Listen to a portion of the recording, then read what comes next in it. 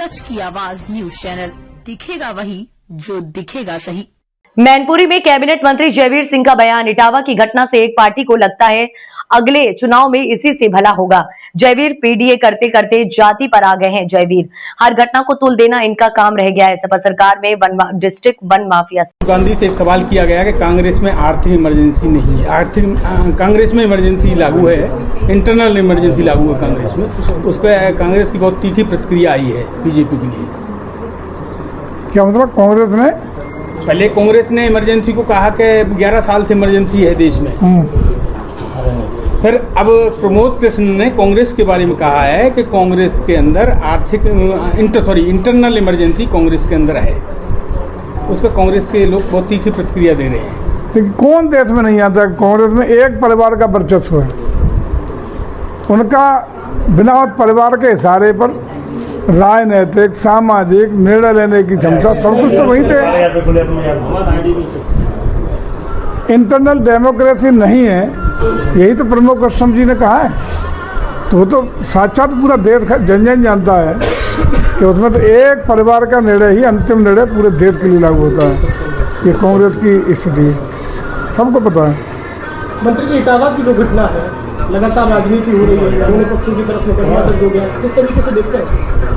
देखिए, जैसे जैसे चुनाव नजदीक आएगा, एक पार्टी विशेष केवल जात बात फैलाने में, समाज को तोड़ने में अपनी पूरी ताकत लगाने का काम करेगी। उसी का ये परिणाम है कि कहीं भी कोई घटना हो उसको जाति आधार पर तूल देना, जाति रंग देना, सांप्रदायिक रंग देना, उसको जात उपजात में बांटना, यही तो सब उनका उन्हें रोड लगता है कि हमारा शायद अगले चुनाव में इसी से भला होना है। और वही परिणाम है कि वो पीडीए से शुरू करते करते जात तक आ गए हैं। और यही रात दिन प्रयास करते रहते हैं कि हर घटना में उन्हें जात दिखाई पड़ती है। न कोई तथ्यों की कभी समीक्षा करते हैं, न तथ्यों की कोई जानकारी लेते हैं। वास्तविक घटना की जब तक तथ्यों का परीक्षण न हो जाए, तथ्यों की जानकारी न हो जाए, तब तक बहुत हल्केपन से किसी को भी एक तरफा बयानबाजी कर देना ये कहाँ का उचित है। लेकिन उन लोगों को ये भी ध्यान रखना चाहिए कि आखिर थोड़ा सा पलट के देख लें, बहुत लंबा समय नहीं हो गया है जब 12 से 17 के बीच में किस तरह का माहौल था, किस तरीके से एक जात विशेष के सामने बाकी जातियों को 2वें दर्जे का उत्तर प्रदेश का नागरिक बनाने का काम इन्हीं के राज्य में हुआ था। उत्तर प्रदेश में जो दुर्दशा हुई थी, सामाजिक वैचारिक, हर जिले में एक माफिया को सौंप दिया गया था। जिस तरीके से वन डिस्ट्रिक्ट वन प्रोडक्ट है, वैसे वन डिस्ट्रिक्ट वन माफिया किसने देने का काम किया था। इन चीज़ों पर थोड़ा अपना देख लें, उसको सुधारें। और ये अभी भी कोई घटना होती है तो हमारी सरकार कभी जात के आधार पर कोई कार्रवाई नहीं करती। अपराधी की जात नहीं देखी जाती। अपराधी का मतलब अपराधी होता है, वो किसी जात का हो, किसी पंथ का हो, किसी मजहब का हो, किसी राजनीतिक दल का हो। यदि भाजपा के लोग भी कई गलतियां त्रुटियां की हैं तो सरकार ने कार्रवाई करने में कतई देरी नहीं की है। अपराध जो करेगा वो अपराधी को अपराधी की तरह ट्रीट करने का काम उत्तर प्रदेश सरकार और प्रशासन काम करता है, पुलिस काम करती है। इस मामले में गगन यादव के खिलाफ भी एफआईआर दर्ज क्यों नहीं होनी चाहिए? उसे जो घटना हुई, गाड़ियां टूटी, जो आह्वान किया, कौन सी वो अहीर रेजिमेंट बना करके, तो ये आग लगाने का, जातीयता फैलाने का बर्दाश्त करेगी प्रदेश सरकार? किसी कीमत पर नहीं करेगी, कार्रवाई होगी। अखिलेश यादव कह रहे ये तो बीजेपी के यादव थे। अब पता चलेगा ना, उसका तो वो आ गया ना बैकग्राउंड पूरा निकल के। आप ही लोगों ने लिखा है कल कि उनका बैकग्राउंड पूरा सपा का भरा पड़ा है उस गगन यादव का। आजम खां की पत्नी, कल आपने छापा है। मंत्री जी, आजम खां की पत्नी ने एक बड़ा बयान दिया है। उन्होंने कहा है कि समाजवादी पार्टी पर मुझे भरोसा नहीं रहा है, अब सिर्फ अल्लाह पर भरोसा है। अब ये उनका आंतरिक मामला है, हम लोग कोई टिप्पणी नहीं करेंगे।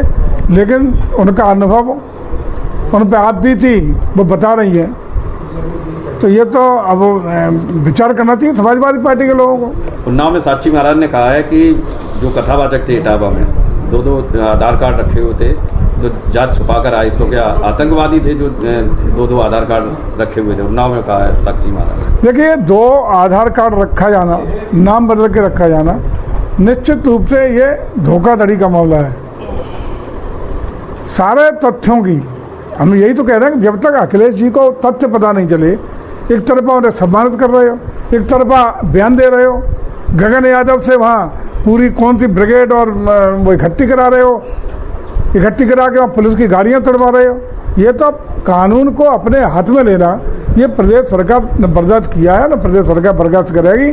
अपराधी के साथ अपराधी ऐसा बर्ताव होगा, किसी दल से जुड़ा हो, किसी जात से जुड़ा हो, कोई बिना भेदभाव के उत्तर प्रदेश सरकार लगातार उसी पे कार्य कर रही है, आगे भी करेगी। इसी को लेकर साक्षी महाराज ने कहा कि अखिलेश जो है जातवाद भूलकर समाज में राजनीति करना वो जात, मैं तो शुरू में यही कह रहा हूँ कि अखिलेश जी अब इस पर उतर आए कि जातिवाद के आधार पर वैमनस्यता पैदा करके प्रदेश को जातियों में आपसी मनमुटाव कराना चाहते हैं, बिखराव कराना चाहते हैं, सामाजिक सौहार्द खराब करना चाहते हैं, आपसी ताना माना सामाजिक जो मजबूत है उत्तर प्रदेश का, उसको कहीं ना कहीं दरार पैदा करने का कुत्सित प्रयास ये समाजवादी पार्टी के लोग कर रहे हैं, जो मैं समझता हूँ कोई भी भला उत्तर प्रदेश का व्यक्ति या कोई भी समाज का जो सकारात्मक सोच का व्यक्ति है वो इसको बर्दाश्त नहीं करेगा।